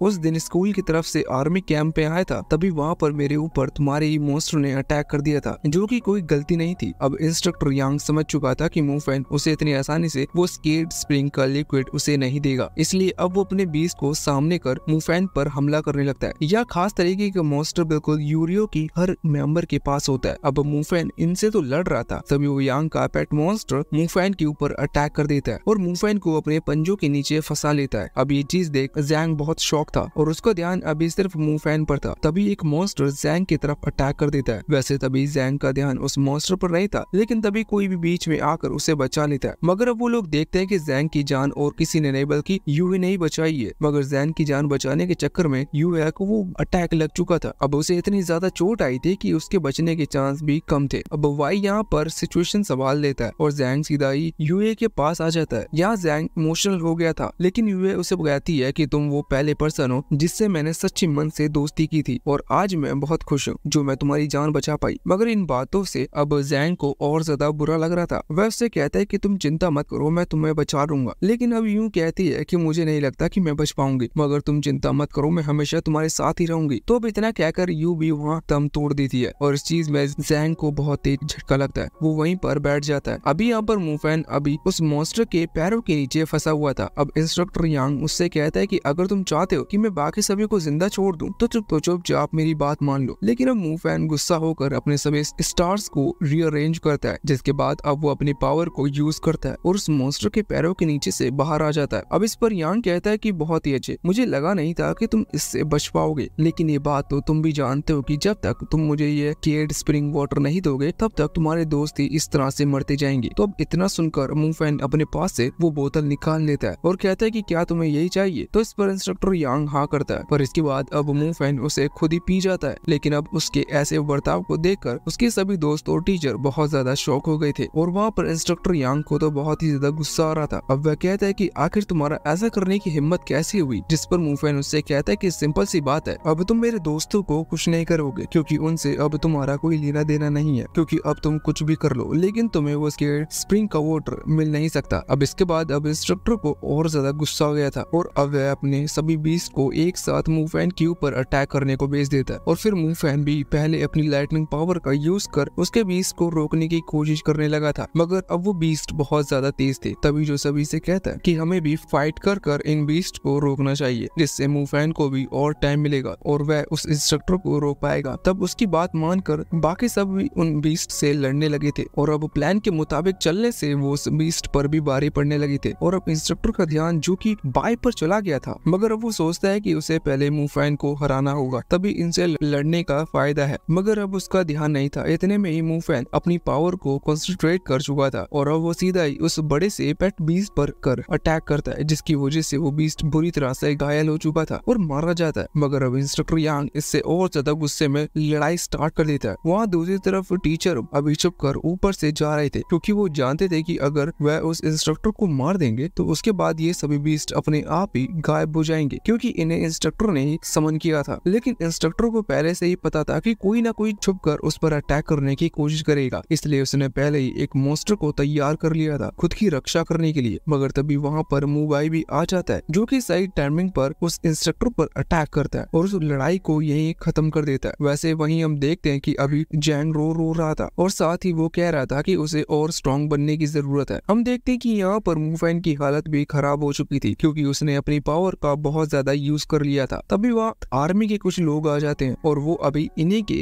रेस्क्यू करने के लिए आए थे। अब वो देखते हैं कि वो यहाँ पहुंचने में देर कर चुके हैं, क्योंकि एक स्टूडेंट पहले ही अपनी जान गंवा चुका है। और इसके बाद अब वो देखते हैं कि एक आर्मी मेंबर भी डेड पड़ा है, जिसे देखकर कहते हैं कि शायद इन्हें भी उन बीस्ट ने मार दिया। लेकिन मूफैन उन्हें बताता है कि उसे किसी बीस्ट ने नहीं मारा, बल्कि ये ही उन बीस्ट को यहाँ पर लाया था। असल में ये उस क्यूर या गैंग का मेंबर है। तो अब मूफैन की बात सुनकर वह सभी शॉक हो जाते हैं, लेकिन फिर मूफैन उन्हें वहाँ ब्लैक वर्ल्ड दिखाता है, जिससे ये पता चलता है कि हाँ, वो लोग सच कह रहे थे। मगर इसके बाद अब वो लोग डिसाइड करते हैं कि अब वो आगे की बात सीधा सेफ जोन के अंदर पहुंचकर करेंगे, क्योंकि इस जगह पर रुकना बिल्कुल भी सही नहीं है। दूसरी साइड अभी सिटी के अंदर हम देखते हैं कि एक आर्मी की टोली अभी उस बड़े से कमांडर लेवल मॉन्स्टर पर नजर रखी हुई थी और अब वो लोग इस चीज के बारे में सोच रहे थे कि आखिर सिटी के अंदर ये और ज्यादा मॉन्स्टर्स कहां से आ रहे हैं, क्योंकि जो वुल्फ मॉन्स्टर थे उन्हें तो हम कब से मारते जा रहे हैं, लेकिन ये और ज्यादा मॉन्स्टर कैसे आते जा रहे हैं, जबकि बॉर्डर पर पहले ही आर्मी खड़ी हुई है उन मॉन्स्टर को हराने के लिए। अब पहले तो उन्हें लगता है कि शायद ये स्पेस समनिंग टेक्निक की वजह से हो रहा है, लेकिन फिर भी वो सोचते हैं कि ब्लैक यूरियो इतना ज्यादा पावरफुल नहीं है और ना ही उसके पास इतने ज्यादा टेक्नोलॉजी है कि वो उस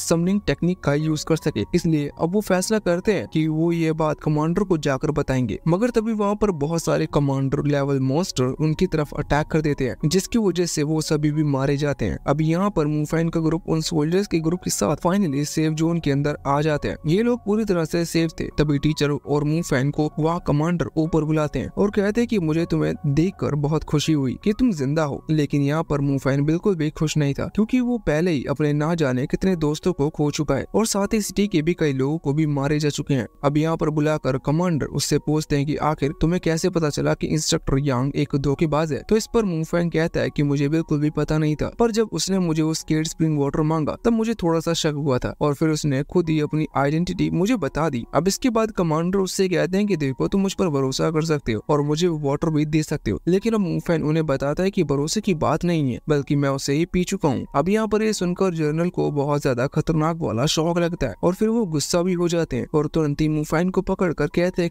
कि जल्दी उस लिक्विड को बाहर निकालो। दरअसल उन्हें उससे इतना गुस्सा आ रहा था कि इसके कारण से शर्मीला कर रहा था, क्योंकि वो उनके लिए बहुत जरूरी था। दरअसल वो उनके लिए नहीं बल्कि वो पूरी सिटी के लिए बहुत जरूरी था, क्योंकि उस सेकंड स्प्रिंग में हर साल कुछ कल्टीवेटर्स को प्रैक्टिस करने का मौका दिया जाता है, जिससे कि वो स्ट्रॉन्ग बनते हैं और सिटी के प्रोटेक्शन में अपना हाथ बटाते हैं। लेकिन अब वह लिक्विड ना होने की वजह से उन्हें समझ में नहीं आ रहा था कि अब वो फ्यूचर में क्या करेंगे। मगर अब मूफैन उन्हें शांति से सोचने को बोलता है और फिर उनसे कहता है कि अगर मैं उसे नहीं पीता तो वो ब्लैक क्यूरिया के लोगों के हाथ में लग जाता, जो कि और ज्यादा खतरनाक बात हो सकती थी। और अब बाकी सोल्जर्स भी कमांडर को समझाने की कोशिश कर रहे थे, इसलिए कमांडर उन लोगों की बात समझते हैं और सिचुएशन के हिसाब से अपने दिमाग को ठंडा कर लेते हैं। तभी कुछ सोल्जर्स की टीम वहाँ पर आती है और उन्हें बताती है कि सिटी के अंदर हमने कुछ बहुत सारे वन आई मॉन्स्टर को मार दिया है, लेकिन ना जाने कैसे और ज्यादा मॉन्स्टर आते ही जा रहे हैं और उन्हें मारने में हमारे कई सारे सोल्जर्स की डेथ हो गई है। पर फिर भी हमें अभी तक इस चीज का कारण नहीं पता चला कि वो कहाँ से आ रहे हैं, क्योंकि बॉर्डर पर हमने पहले ही सिक्योरिटी बढ़ा चुके हैं। तो अब इस चीज से कमांडर समझ जाते हैं कि शायद अब उन्हें उस बड़े मॉन्स्टर को हराना होगा, जो कि कमांडर लेवल का है, लेकिन उसे हराने की पावर किसी में नहीं है। इसलिए मूफैन उनसे कहता है कि आखिर हम क्या करेंगे, ये काम करेगा कौन। इस पर कमांडर कहते हैं कि मैं और कौन, मैं अभी एक कमांडर हूँ। और फिर सोल्जर बताते हैं कि हमारे कमांडर कॉन्ग लेवल 3 के मैजिशियन है, मतलब इसलिए बहुत चांस है कि ये उस बीस्ट मॉन्स्टर को हरा ही देंगे। अब इसके बाद कमांडर भी कहते हैं कि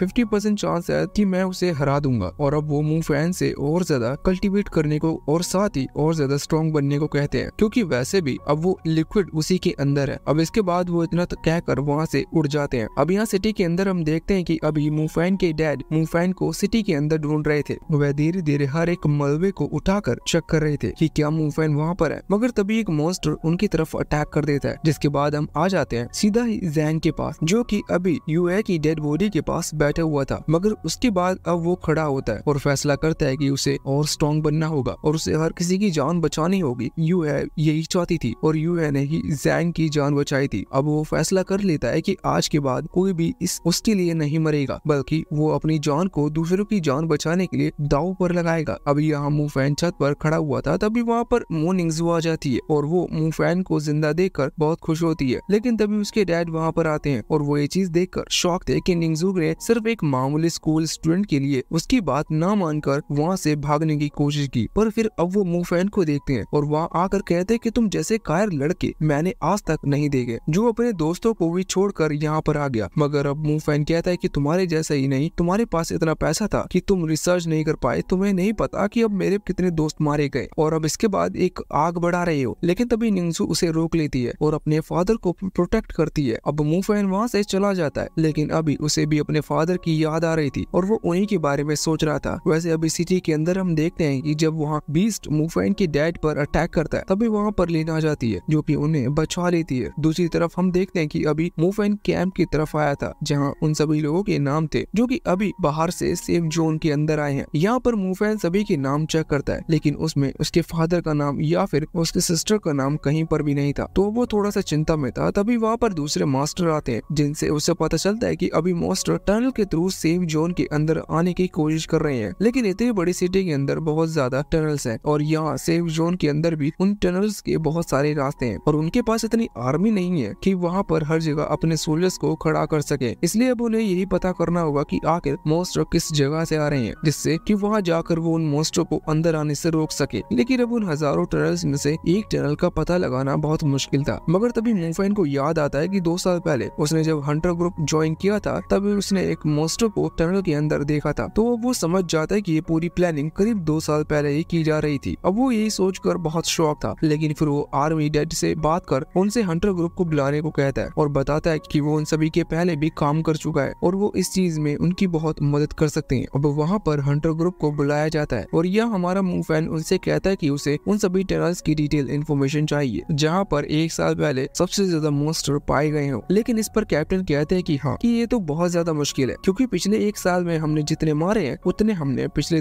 10 साल के भी नहीं मारे थे, और साथ ही हमने टनल के थ्रू भी हजारों मॉन्स्टर को मारा है। इसलिए ये पता लगाना बहुत मुश्किल हुआ कि सबसे ज्यादा मॉन्स्टर कहाँ मरे थे। लेकिन अब फिर वो कोशिश करते हैं, जिसके बाद मूवफैन की मदद से उन्हें बहुत ही जल्द उस जगह का पता लग जाता है, और वह जगह और कोई नहीं बल्कि मूवफैन के सिस्टर स्कूल के नीचे वाली टनल थी। अब इस चीज पर वो आर्मी के हेड बहुत शौक थे। अब वो फैसला करते हैं कि आर्मी और हंटर्स को एक साथ मिलाकर काम करना होगा, और अब वहाँ वो लोग वहाँ से निकलते हैं। लेकिन अब मूवफैन वहाँ से निकलता है तो उसे अपने फादर वहाँ पर दिखते हैं, और वो दोनों एक दूसरे को देखकर बहुत खुश होते हैं। और फिर मूवफैन के फादर उसे बताते हैं कि उन पर सिटी के अंदर एक मॉन्स्टर ने अटैक कर दिया था, लेकिन तभी वहाँ पर एक लड़की आई और उसने उनकी जान बचाई। मगर तभी कुछ सोल्जर्स बताते हैं कि वो लड़की नहीं बल्कि स्केट स्प्रिंग की इंचार्ज और रिसर्चर लिन थी, जिसने उन्हें बचाने के लिए खुद की जान गंवा दी। दरअसल हुआ ये था कि मूवफैन की डैड उस वक्त डर कर बेहोश हो गए थे, और फिर लिन ने अकेले ही उन मॉन्स्टर से फाइट की थी। वैसे भी बात जानकर मूवफैन सोचता है कि लिन ने अपनी जान गंवाकर उसका दिया हुआ प्रॉमिस पूरा किया। अब ये बात जानकर मूवफैन के डैड बहुत ज्यादा दुखी हो गए थे,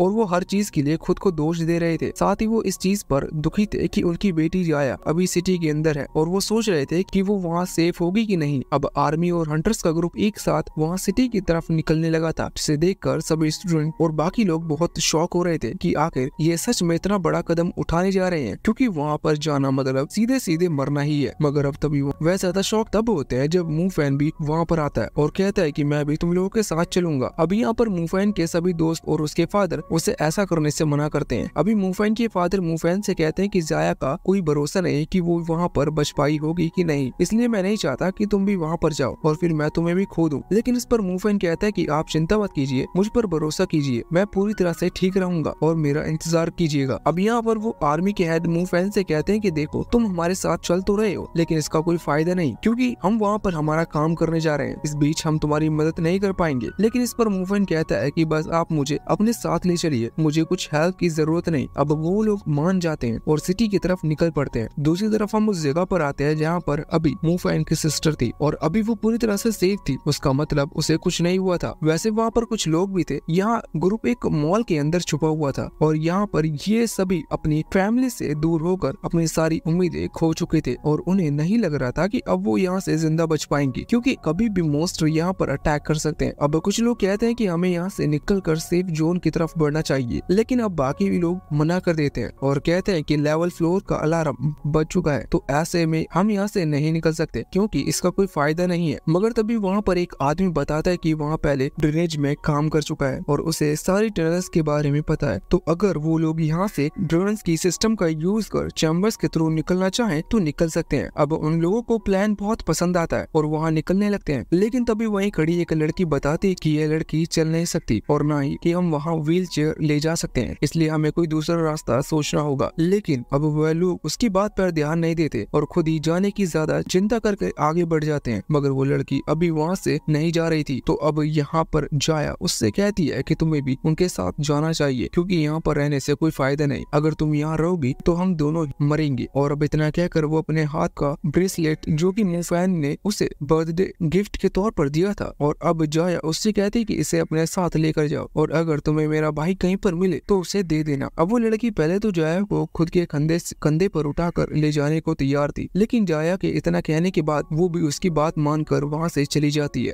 अब उन सभी के जाने के बाद जाया ये जानती थी कि यहाँ पर रुकना तो उसे थोड़ी तैयारी करके रखनी पड़ेगी, क्योंकि उसके मन में सच में एक भरोसा था कि उसका भाई आकर उसे जरूर बचाएगा। तो अब वो वहीं से कुछ हथियार उठा लेती है, क्योंकि वो जानती थी कि अभी कुछ मॉन्स्टर वहाँ आ सकते हैं। वैसे अब ये लोग भी सिटी के अंदर एंटर हो चुके थे। यहाँ पर ये सभी इस जगह को देखकर बहुत डरे हुए थे, लेकिन जैसे ही कैप्टन का नेचर हमें पता चलता है, वो सभी से कहते हैं कि तुम लोगों को डरने की जरूरत नहीं, अगर हमारी जान चली भी जाए तो हमें इस चीज का कोई दुख नहीं होना चाहिए। वैसे भी हम सिटी को बचाने के लिए हमारी जान दांव पर लगा रहे हैं, इसलिए इससे ज्यादा प्राउड की बात और क्या ही हो सकती है। और वैसे भी अगर हम मरते भी हैं तो भी डरने की कोई बात नहीं, क्योंकि मैंने पूरी प्लानिंग कर रखी है। वैसे यहाँ पर अभी मूवफैन सोच रहा था कि उसे कुछ भी कर जल्द से जल्द अपनी सिस्टर को ढूंढना होगा और उसे सेफ जोन में छोड़कर आना होगा। अब वो लोग आगे ही बढ़ रहे थे कि तभी उनके रास्ते में एक रुकावट आ जाती है, जिसके कारण उन्हें गाड़ी रोककर पैदल आगे बढ़ना पड़ता है। अब यहाँ पर हम उनके ग्रुप के एक मेंबर को देखते हैं जो कि विंड एलिमेंट का यूज बहुत ही अच्छी तरीके से कर पा रहा था। और फिर हमें पता चलता है कि जो आर्मी हेड है उनके पास आइस मैजिक की पावर है, जिसे देखकर मूवफैन थोड़ा शॉक था। दरअसल आर्मी हेड अपनी पावर को इस तरह से यूज कर रहे हैं जिससे वो सभी बड़े बड़े बीस्ट जमकर वहीं खत्म होते जा रहे थे, और साथ ही इस सब में बिल्कुल भी आवाज नहीं आ रही थी, जिससे कि दूसरे मॉन्स्टर को भी उनका पता नहीं चलता। अब कैप्टन बताते हैं कि इस तरह से अपने मैजिक को यूज कर पाना बहुत मुश्किल होता है, मगर मूवफैन अभी सोच रहा था कि इस मिस्टैंक की दी हुई बुक से वो ज्यादा इंकेंटेशन के बगैर ही मिड टायर का मैजिक यूज कर सकता है। ये उसके लिए एक अच्छा प्लस पॉइंट है। बस अभी उसे अपनी पावर को बढ़ाना होगा, फिर वो मिड टायर के मैजिक को सही तरीके से यूज कर पाएगा। अब वो फिर से आगे बढ़ने लगे थे, लेकिन तभी उन्हें किसी की चिल्लाने की आवाज आती है। यहाँ पर वह उसे बचाने ही वाले थे, लेकिन तभी आर्मी के हेड उन्हें ऑर्डर देते हैं कि वहाँ पर सिर्फ टनल्स को ब्लॉक करने के लिए आए हैं। ये उनका कोई रेस्क्यू मिशन नहीं चल रहा, इसलिए उन्हें जाने की परमिशन नहीं है। बस यहाँ पर मूवफैन ही था जो अपनी सिस्टर को बचाने के लिए आया था, इसलिए आर्मी के हेड उसे ऑर्डर नहीं दे सकते थे। अब वो देखते हैं कि सामने एक चैम्बर के अंदर से वो मॉल में काम करने वाला बहुत बुरी हालत में बाहर निकल रहा था, साथ ही वो मारा जा चुका था। अब उसे देखकर वो सभी समझ जाते हैं कि लोग इस चैम्बर के अंदर से भागने की कोशिश कर रहे थे, मगर वो लोग कहते हैं कि यहाँ तो सबसे बेवकूफी भरा काम है, क्योंकि असल में वही से सभी बीस्ट आ रहे हैं। इसके बाद अब वो ड्रेन्स लाइन को सर्च करते हैं, क्योंकि वहाँ पर शायद कोई ना कोई तो बचा हो सकता है। वैसे भले ही वो रेस्क्यू मिशन पर नहीं आए, मगर इस तरह से किसी को छोड़कर जाना गलत होगा। अब यहाँ बाहर मूवफैन एक लड़की को देखता है जिसके हाथ में वही ब्रेसलेट था जो कि उसने अपनी बहन को दिया था। अभी उसने इस लड़की का चेहरा नहीं देखा था, इसलिए वो अंदर से कांपने लगता है, मगर जब वो उसके पास जाता है तो उसे थोड़ी शांति मिलती है। लेकिन वो उस लड़की के लिए भी दुखी था, मगर अब वो उस ब्रेसलेट को देखकर पूरी तरह से पहचान गया था कि वो ब्रेसलेट उसकी बहन का ही है। अब वो अपनी टीम मेंबर को इस बारे में बताता है, तो उसकी टीम मेंबर उसे बताते हैं कि जिस आदमी को हमने अभी अभी चैम्बर के पास देखा वो असल में सिटी मॉल्स में काम करता है, क्योंकि वो वही की ड्रेस पहने हुए था और बाकी सब अभी उसी के साथ आए थे। साथ ही वो ड्रेन्स लाइन में उसी तरफ को जाती है, तो हो सकता है कि तुम्हारी सिस्टर भी अभी वहीं हो। अभी सुनकर मूवफैन तुरंत ही अपनी बहन को ढूंढने के लिए निकल जाता है। यहाँ पर ये लोग भी प्रे कर रहे थे कि उसकी बहन ठीक हो। अब इसके बाद हम जाया को देखते हैं जो कि अभी उस मॉल के अंदर छुपी हुई थी, मगर यहाँ पर बहुत सारे बीस्ट ऑलरेडी आ चुके थे। अब एक बीस्ट उसकी तरफ अटैक करता है, लेकिन तभी जाया सही वक्त पर छुप गई थी, जिससे वो बीस्ट उसे नहीं देख पाया था। दूसरी तरफ हम वहाँ कुछ दूर और लोगों को देखते हैं। ये दोनों ब्लैक क्यूरी के मेंबर है। अभी ये यहाँ पर इसलिए बैठे इंतजार कर रहे थे क्योंकि वे जानते हैं कि सब लोग अभी टनल्स बंद करने यहाँ आए हैं, तो अब प्लान के मुताबिक इन्हें अभी उनसे लड़कर उन्हें हराना है। मगर ये अभी उन पर अटैक नहीं कर रहे, क्योंकि अभी वो सभी लोग वहाँ थोड़े दूर हैं और अभी वो पूरे रिसर्च कर रहे हैं, वो पूरे रिचार्ज है, इसलिए उनसे फाइट करना है। तो पहले उन सभी को थोड़ा थकना होगा। अब एक मेंबर जो कि मास्क पहने हुए था,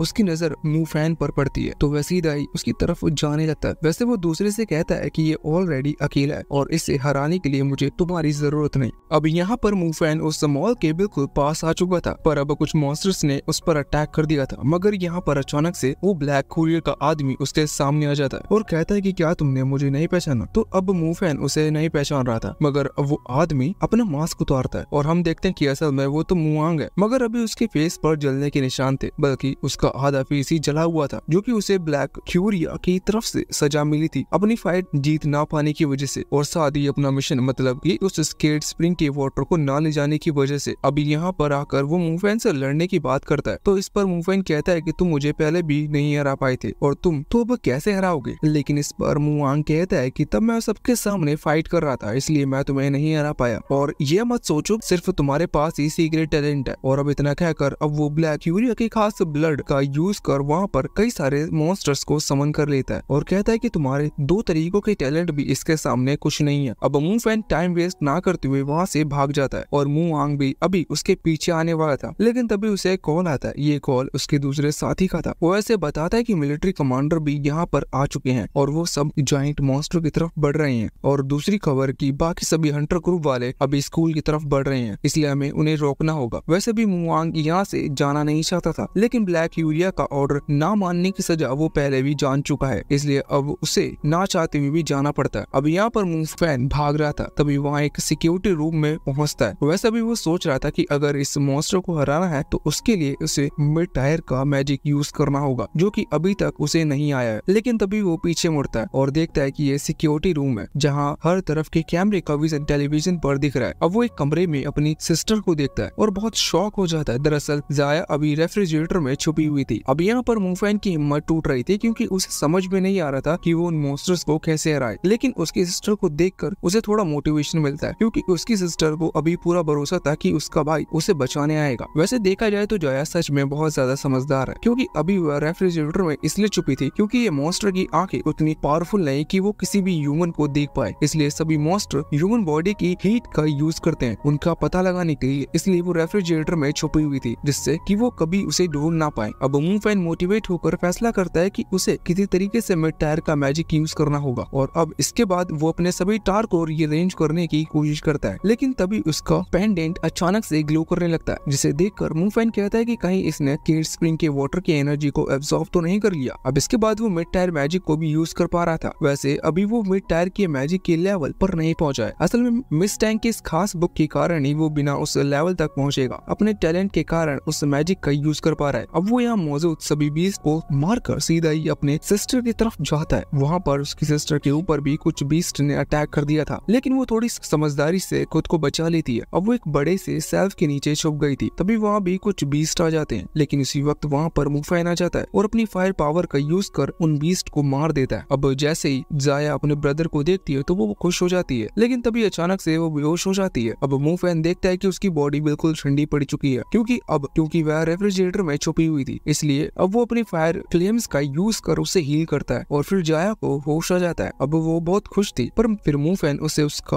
ब्रेसलेट देता है और वो लोग वहाँ से बाहर निकलते हैं। अब बाहर आने के बाद जाया नोटिस करती है कि वह सभी बीस्ट मूफैन को देखकर उससे दूर भाग रहे थे और फिर वो इसका कारण पूछती है। तो इस पर मूफैन उसे बताता है कि ये बीस्ट जानते हैं कि अगर वो मेरे पास आएंगे तो मारे जाएंगे। अब ये बात सुनकर जाया उससे पूछते है कि क्या तुम मिड टायर का मैजिक यूज कर पा रहे हो? तो इस पर मूफैन कहता है कि नहीं, दरअसल मेरे पास एक बुक है जो कि मुझे मिस टैंग ने दी है, उसकी मदद से वो अभी वो पावर यूज कर पा रहा है, मगर अभी तक मैं मिड टायर का मैजिक खुद पूरी तरह से यूज नहीं कर सकता। वैसे सच में वो जितना मैंने सोचा था उससे ज्यादा मुश्किल है। अब वो एक जगह पर बैठ जाते हैं। यहाँ पर आकर मूफैन उसे बताता है कि ये भी तो नॉर्मल है, इसलिए ये मुझसे डर रहे हैं, लेकिन अभी भी सिटी के अंदर कुछ वॉरियर लेवल की भी बीस्ट है जो कि बहुत पावरफुल है और मुझे भी डाउट है कि मैं शायद अभी उन्हें नहीं हरा पाऊंगा। मगर अब फैसला करते हैं कि उसे अभी स्कूल जाना होगा वहाँ की टनल को डिस्ट्रॉय करने के लिए। लेकिन अब वो देखता है कि उसे तो बहुत सीरियस चोट आई है, कारण से वो खड़ा भी नहीं हो पा रहा था। मगर तभी जाया उसे अपनी हीलिंग पावर से हील कर देती है। अब उसे याद आता है कि उसकी सिस्टर भी तो उसी तरह की एक मैजिशियन है और उसके पास हीलिंग पावर है। वैसे वो उस पूरी सिटी में इकलौती ऐसी लड़की है जिसके पास हीलिंग पावर है। अब मूफैन इस बात से बहुत खुश था और इसके बाद अब वो वहाँ से निकलने वाला था। अब मूफैन उसे बताता है कि वह अभी उसे सेफ जोन ले जा रहा है क्योंकि वहाँ पर अभी बहुत लोग हैं जिनको अभी हीलिंग की जरूरत है। लेकिन अब जाया इसके लिए मना कर देती है क्योंकि वह भी मूफैन के साथ जाकर इस टनल को डिस्ट्रॉय करने में उसकी मदद करना चाहती थी। अब मूफैन तो इस चीज के लिए मना करता है और उसे समझाता भी है, लेकिन अब उसकी बहन नहीं मान रही थी तो इस कारण से उसे भी हाँ करनी पड़ती है और फिर वो लोग एक बाइक पर निकल जाते हैं। दूसरी तरफ हम अभी हंटर ग्रुप को देखते हैं जो कि अभी स्कूल पहुंच चुका था। यहाँ पर उन्हें एक लड़की मिलती है जो कि स्कूल स्टूडेंट ही थी और वह ना जाने कैसे यहाँ पर सरवाइव कर पाई। अब इस बारे में वो लोग भी सोचते हैं, लेकिन अब वो उससे कुछ भी पूछते इससे पहले ही वहाँ पर कुछ बीस्ट अटैक कर देते हैं, जिसके बाद अब वो अपनी पावर मिलाकर अटैक करने लगते हैं। मगर अभी भी वो उस टनल को ब्लॉक नहीं कर पा रहे थे और अब वहाँ पर और ज्यादा बीस्ट आ जाते हैं। अब इसके बाद हम मुआंग और उसकी साथी को देखते हैं। यहाँ मुआंग कह रहा था कि यही सही मौका है उन लोगों पर अटैक करने का। और इसके बाद हम यहाँ मूफैन की तरफ आ जाते हैं जो कि अभी सेफ जोन की तरफ निकल रहा था और ये चीज देखकर उसकी बहन थोड़ी शॉक थी। वो उससे पूछते कि यहाँ रास्ता तो कहीं है, ये रास्ता तो कहीं और जाता है, हम तो स्कूल जा रहे थे ना। जिस पर मूफैन कहता है कि वो जाया की जान खतरे में नहीं डाल सकता। मगर अब तभी उनके सामने एक वॉरियर लेवल का मॉन्स्टर आ जाता है। इसे देखकर मूफैन तुरंत अपनी सिस्टर को लेकर वहाँ से भागता है। फिर वो उसे बताता है कि वो पहले भी एक ऐसे बीस्ट को मार चुका है, लेकिन उसको मारते मारते वो पूरी तरह से थक चुका था और हार भी सकता था, मगर अब वो फिर से नहीं लड़ सकता क्योंकि अभी उसके साथ उसकी सिस्टर भी है। अब उसकी सिस्टर उसे मोटिवेट करने की कोशिश करती है। वो कहती है कि तुम पहले ही पूरे स्टूडेंट्स की जान बचा चुके हो, तुमने कई मॉन्स्टर से फाइट कर समझदारी से उन सभी को रेस्क्यू किया। मगर अब मूफैन कहता है कि भले मैंने उनकी जान बचा ली, लेकिन फिर भी उस चीज में मेरे कई दोस्त मारे गए। दूसरी तरफ हम अभी स्कूल में आ जाते हैं। अभी यहाँ हम देखते हैं कि हंटर ग्रुप अभी मॉन्स्टर से लड़ रहा था, मगर अभी वो मॉन्स्टर्स खत्म होने का नाम नहीं ले रहे थे। तभी वहाँ पर ब्लैक क्यूरियो का वो आदमी और मुआंग आ जाता है। अब उन लोगों ने भी मुआंग को पहचान लिया था, तो अब उसे देखते ही आर्मी हेड कहते हैं कि मू फैमिली ने तुम्हारे लिए कुछ नहीं किया, लेकिन तुमने उसके सारे किनारे की एक खराई पर पानी फेर दिया, मगर इस चीज से मुआंग को बहुत गुस्सा आ जाता है और वह तुरंत ही अटैक करना स्टार्ट कर देता है। अब ये पूरा ग्रुप एक साथ मिलकर काम करता है और उन पर भारी पड़ने लगता है। अब मुआंग का वो साथी कहता है कि यहाँ पर लड़ने से कोई फायदा नहीं, हम यहाँ पर मारे जाएंगे, इसलिए मैं तुम्हें यहाँ से ले जा रहा हूँ। मगर अब उसे भागने से पहले ही पकड़ लिया जाता है और उसके बाद मुआंग अपनी बीस्ट बॉल का यूज करता है, लेकिन उसको कोई फायदा नहीं था क्योंकि ये ग्रुप बहुत ज्यादा स्ट्रॉन्ग था और अब ये बैटल शुरू होने से पहले ही खत्म हो जाता है। इसके बाद अब हम आ जाते हैं आर्मी वाले ग्रुप पर, जो कि अभी उस बड़े से कमांडर लेवल मॉन्स्टर के सामने आ चुका था और साथ ही अब यहाँ पर वो कमांडर लेवल मॉन्स्टर की अपनी पूरी बीस्ट आर्मी के साथ खड़ा हुआ था। दरअसल वह बहुत समझदार है, उसने पहले ही अपनी बीस्ट को माइंड कंट्रोल की मदद से यहाँ पर बुला लिया है और अब वो इन सभी सोल्जर्स से उन बीस्ट को लड़वा कर पहले ही उनकी एनर्जी को खत्म कर देगा, देन उसके लिए उन सभी लोगों को हराना और आसान हो जाएगा। अब आर्मी ग्रुप को ये चीज समझ आ चुकी थी, इसलिए वो अब कमांडर कॉन्ग को भरोसा दिलाते हैं कि वो उनके बिना भी इन मामूली बीस्ट को हरा सकते हैं। अब कमांडर कॉन्ग भी उन पर भरोसा कर लेते हैं, जिसके बाद हमें यहाँ पर बाहुबली वाला सीन देखने को मिलता है। कमांडर कॉन्ग आगे बढ़ जाते हैं और वो सभी सोल्जर से